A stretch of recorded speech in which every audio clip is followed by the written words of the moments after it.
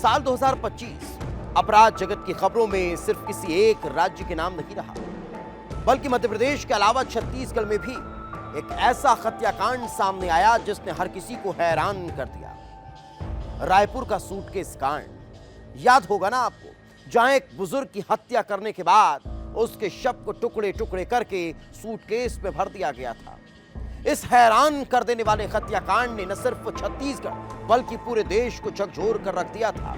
कैसे साल 2025 में छत्तीसगढ़ का सबसे बड़ा हत्याकांड यही सूटकेस कांड बनकर सामने आया, इस रिपोर्ट पे देख लीजिए। सूटकेस कांड का पूरा सच, आरोपियों की हर करतूत का पर्दाफाश। आखिर कैसे हुई थी किशोर की हत्या, कैसे लगाया गया था लाश को ठिकाने। 21 जून का वो खौफनाक मंजर।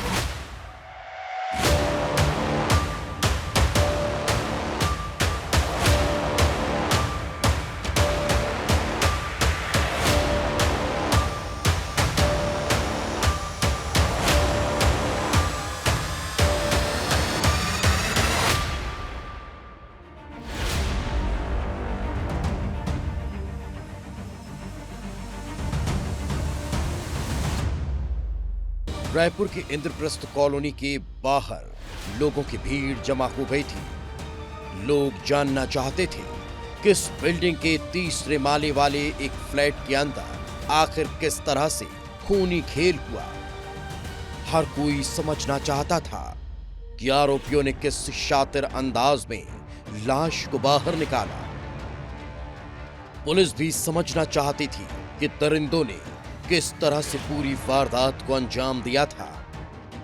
पुलिस हर सीन को दोबारा देखना चाहती थी, समझना चाहती थी, लिहाजा सूटकेस कांड के चारों आरोपियों को लेकर पहुंचती है। साथ में हत्या में इस्तेमाल की गई पेटी और हूबहू वैसा ही लाल सूटकेस लाया जाता है जिसके अंदर किशोर पैकरा की लाश को ठिकाने लगाया गया था।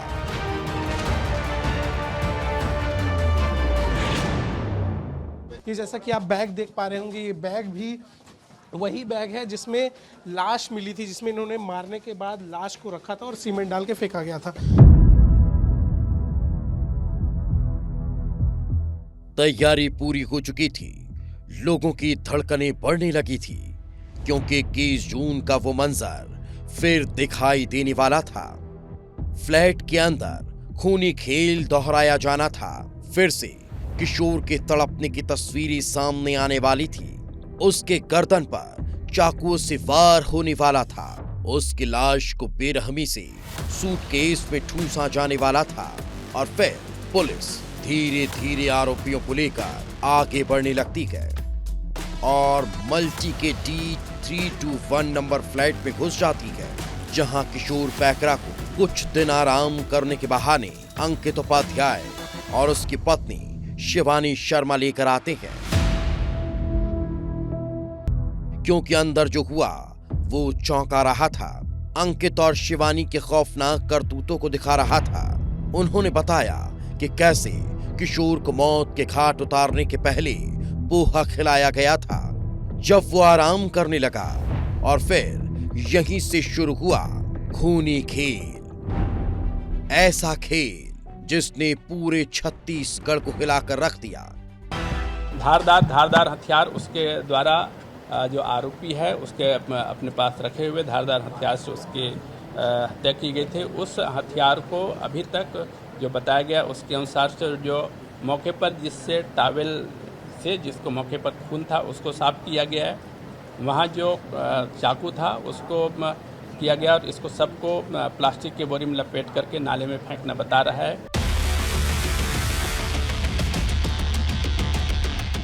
तस्वीर साफ हो चुकी थी। पुलिस पूरे क्राइम सीन को समझ चुकी थी। वो हैरान थी, आखिर एक साधारण से दंपत्ति इतनी खौफनाक साजिश कैसे रच सकते हैं। लेकिन पुलिस को हर सवाल का जवाब मिल चुका था, कई सबूत हाथ लग चुके थे। लेकिन क्या ये सब सिर्फ पैसों के लिए किया गया था? क्या सिर्फ ये कुछ लाखों का मामला था, या फिर रुपयों के साथ भी कुछ ऐसा था कि अंकित और शिवानी ने इस खौफनाक साजिश को अंजाम देने का ठान लिया।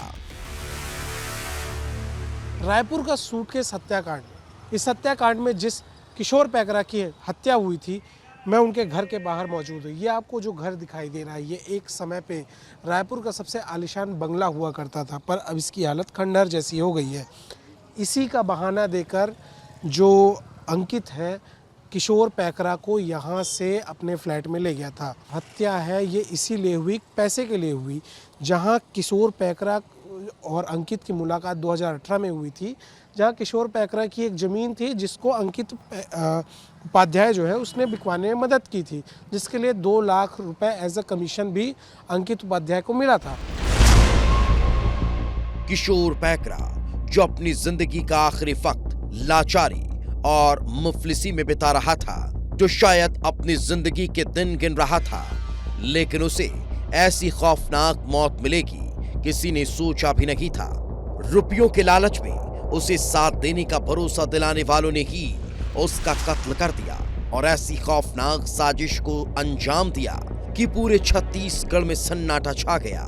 लेकिन पुलिस की सख्ती ने इस खौफनाक हत्याकांड का पर्दाफाश कर दिया और उन शातिर आरोपियों को सलाखों के पीछे भेज दिया, जिनके हाथ एक लाचार की जान लेते वक्त भी शायद ही कांपे हों।